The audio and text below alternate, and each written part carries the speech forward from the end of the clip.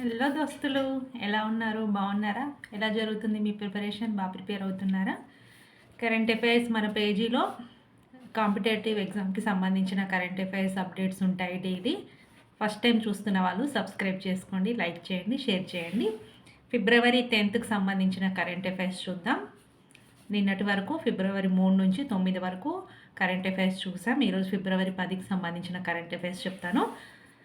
కేంద్రం వివక్షపై దక్షిణాది ఏకమవ్వాలి. కేంద్రం అనేది వివక్ష చూపుతుంది కాబట్టి దక్షిణాది రాష్ట్రాలన్నీ ఏకమవ్వాలని పిలుపునిచ్చారు. ఎవరంటే మన సీఎం రేవంత్ రెడ్డి. మాతృభూమి ఇంటర్నేషనల్ ఫెస్టివల్ ఆఫ్ లెటర్స్ సదస్సులో సీఎం రేవంత్ రెడ్డి ఈ వాక్య అనేది చేయడం జరిగింది. మాతృభూమి ఇంటర్నేషనల్ ఫెస్టివల్ ఆఫ్ లెటర్స్. కేంద్ర ప్రభుత్వం దక్షిణాది రాష్ట్రాలకు భాజపాయేతర ప్రభుత్వాలున్న రాష్ట్రాలకు మద్దతుగా నిలవడం లేదని సీఎం అన్నారు. దీనికోసం దక్షిణాది రాష్ట్రాలన్నీ ఏకం కావాలని ఆయన పిలుపునిచ్చాడు. కేరళ రాష్ట్రం తిరువనంతపురంలో మలయాళీ దినపత్రిక, ఇందాక చెప్పుకున్నాం కదా, ఇంటర్నేషనల్ ఫెస్టివల్ ఆఫ్ లెటర్స్ మాతృభూమి. ఇది కేరళ రాష్ట్రం తిరువనంతపురంలోని మలయాళీ దినపత్రిక మాతృభూమి నిర్వహించిన మాతృభూమి ఇంటర్నేషనల్ ఫెస్టివల్ ఆఫ్ లెటర్స్లో మన సీఎం ముఖ్య అతిథిగా పాల్గొన్నాడు. అక్కడ ఆ కార్యక్రమంలో ఈ వాక్య అనేది చేయడం జరిగింది. మాతృభూమి నిర్వహించిన మాతృభూమి ఇంటర్నేషనల్ ఫెస్టివల్ ఆఫ్ లెటర్స్. ఈ పత్రిక ఎడిటర్ ఎవరంటే మనోజ్ కే దాస్. ఇది ఒక మలయాళీ పత్రిక. కేరళలోని తిరువనంతపురంలో ఈ కార్యక్రమం అనేది జరగడం జరిగింది. నెక్స్ట్, దేశ ఆర్థికానికి రక్షణ రంగం అనేది ఊతం. దేశ ఆర్థికానికి రక్షణ రంగం ఊతం అంటే దీని గురించి మనకు తెలిపిన వ్యక్తి ఎవరంటే మన రక్షణ శాఖ మంత్రి అయిన రాజ్నాథ్ సింగ్. ఈయన ఏం చెప్పాడంటే, బెంగళూరులో 5 రోజుల పాటు జరగనున్న ఏరో ఇండియా ద్వైవార్షిక వైమానిక ప్రదర్శనలో ఈయన పాల్గొన్నాడు. బెంగళూరులో 5 రోజుల పాటు జరిగిన ఏరో ఇండియా ద్వైవార్షిక వైమానిక ప్రదర్శనలో పాల్గొన్నాడు. భారత రక్షణ రంగం ఉత్పాదన పరంగా 1.27 లక్షల కోట్లు ఉత్పాదన పరంగా మరియు ఎగుమతుల్లో 21,000 కోట్లు దాటిందని ఈయన వెల్లడించడం జరిగింది. ఇది రక్షణ రంగానికి సంబంధించింది. నెక్స్ట్, ప్రధానితో రైతు నేస్తం వెంకటేశ్వరరావు భేటీ అయ్యాడు. రైతు నేస్తం ఫౌండేషన్ చైర్మన్, ఈయన పేరు మడ్లపల్లి వెంకటేశ్వరరావు. నెక్స్ట్, మణిపూర్ సీఎం బీరేన్ సింగ్ రాజీనామా. మణిపూర్ సీఎం బీరేన్ సింగ్ అతని పదవికి రాజీనామా చేయడం జరిగింది. మణిపూర్లో కొన్ని నెలలుగా కొనసాగుతున్న అల్లర్ల నేపథ్యంలో సీఎంతో పాటు అక్కడి గవర్నర్ అజయ్ కుమార్ భల్లా మరియు మంత్రివర్గం వీళ్ళందరూ కలిసి రాజీనామా చేయడం జరిగింది. వీళ్ళ మీద కాంగ్రెస్ ప్రభుత్వం అనేది ఒక అవిశ్వాస తీర్మానం అనేది పెట్టడం జరిగింది. అవిశ్వాస తీర్మానము సభలోకి రాకముందే వీళ్ళు ఎలాగో అవిశ్వాస తీర్మానంలో వాళ్ళు నెగ్గుతారని వీళ్ళకి అర్థమైపోయి ముందుగానే ఈయన బీజేపీకి సంబంధించిన నాయకుడు ముందుగానే ఈయన రాజీనామా చేయడం జరిగింది. ఇతని పేరు బీరేన్ సింగ్. మణిపూర్లో అల్లర్లు జరుగుతున్నాయని గత కొన్ని రోజులుగా మనం చూస్తున్నాం కదా. జాతుల వైరంతో 2023 నుంచి జరుగుతున్నాయి. మే నుంచి మణిపూర్లో చెలరేగిన అల్లర్లో 250కి పైగా ప్రజలు చనిపోయారన్నట్టు, ఇంకా చాలామంది గాయపడ్డారు. వీటన్నిటికీ బాధ్యత వహిస్తూ ఈ బీరేన్ సింగ్ అనే బీజేపీ నాయకుడు రాజీనామా చేయడం జరిగింది మణిపూర్లో. నెక్స్ట్, చిరుధాన్యాలు ఊరూరా సాగవ్వాలి. చిరుధాన్యాలు అనేవి ఇప్పుడు మనం మిల్లెట్స్ అంటున్నాం కదా, చిరుధాన్యాల వల్ల చాలా రకాల పోషకాలు అనేవి అందుతాయి. కాబట్టి ఆ చిరుధాన్యాలు అనేవి అందరికీ అందాలనే ఉద్దేశంతో ఐఐఎంఆర్ వ్యవస్థాపక దినోత్సవంలో అక్కడ ఐఎంఎంఆర్ డైరెక్టర్ తారా సత్యవతి అనేది దీని గురించి చెప్పారు. ఈ ఐఎంఎంఆర్ అనేది చిరుధాన్యాల పరిశోధన సంస్థ. ఈ ఐఐఎంఆర్ 10వ వ్యవస్థాపక దినోత్సవం రాజేంద్రనగర్లో జరిగింది. 10వ వ్యవస్థాపక దినోత్సవం సందర్భంగా ఈ చిరుధాన్యాలు అనేవి ఊరూర సాగవ్వాలి, మరి అందరికీ అందాలని ఉద్దేశంతో ఆమె ఈ వ్యాఖ్యానాలు చేయడం జరిగింది. అదేవిధంగా ఆమ్ ఆద్మీ పార్టీ ఇటీవల ఢిల్లీలో ఎలక్షన్స్ జరిగాయి కదా, అక్కడ ఓడిపోయింది. ఈ ఆమ్ ఆద్మీ పార్టీ ఢిల్లీతో పాటు ఇంకొక రాష్ట్రంలో కూడా అధికారంలో, అది ఏ రాష్ట్రం అంటే పంజాబ్.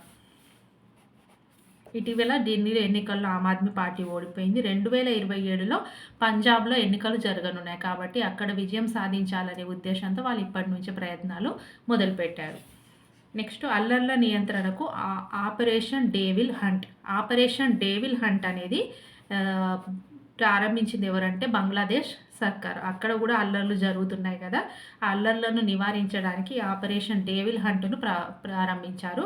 ఆపరేషన్ డేవిల్ హంట్ అనేది ఎవరు ప్రారంభించారంటే బంగ్లాదేశ్ సర్కార్.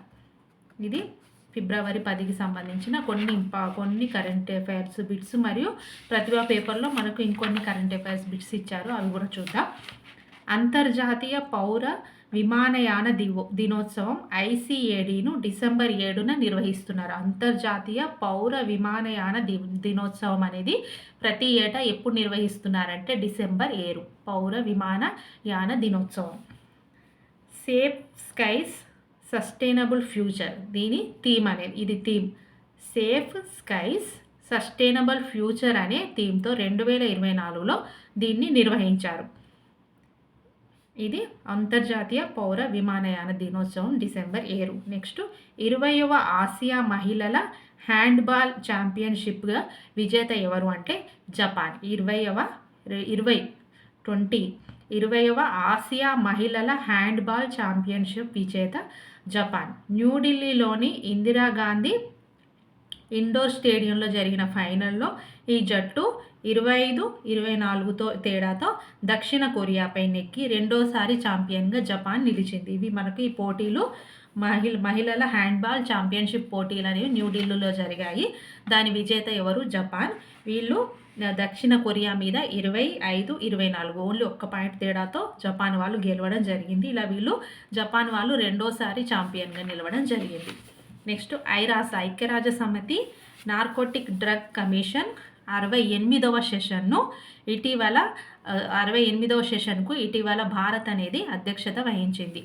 ఐక్యరాజ్య సమితి నార్కోటిక్ డ్రగ్స్ కమిషన్ 68వ సెషన్కు అధ్యక్షత వహించిన దేశం ఏది అని మనం అడిగితే భారత్ అనాలి. ఇది ఎన్నవ సెషన్ అంటే 68వ సెషన్.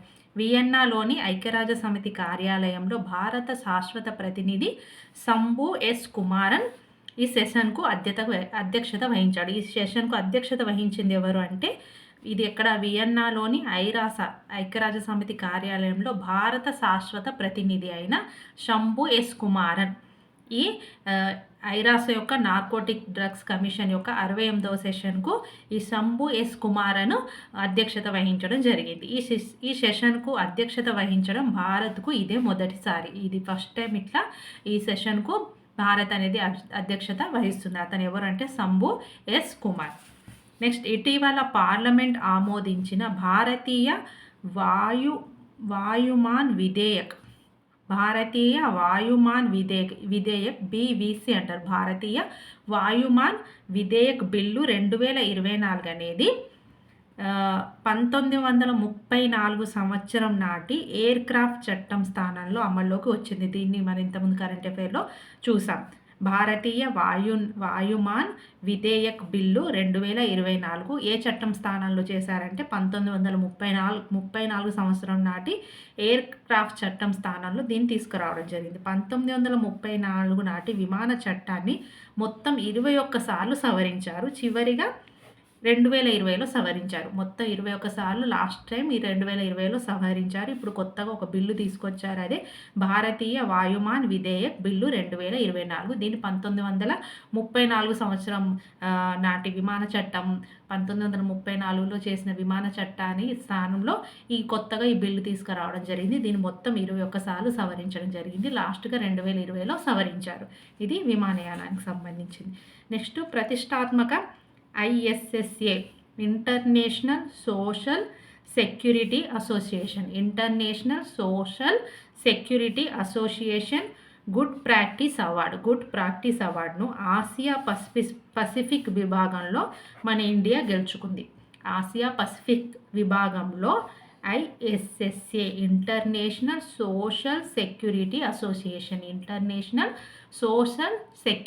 అసోసియేషన్ గుడ్ ప్రాక్టీస్ అవార్డును ఆసియా పసిఫిక్ విభాగంలో ఎవరు గెలుచుకున్నారంటే మన ఇండియా గెలుచుకోవడం జరిగింది. ఇవి కరెంట్ అఫైర్స్, కొన్ని ఇంపార్టెంట్ కరెంట్ అఫైర్స్ బిట్. మన డైలీ న్యూస్తో పాటు ఇలా వచ్చే కరెంట్ అఫైర్స్ కూడా చూసుకుంటే మనకి ఎక్కడైనా మిస్ అయిన బిట్స్ కూడా ఇందులో కవర్ అవుతూ ఉంటాయి. ఓకేనా? Thank you.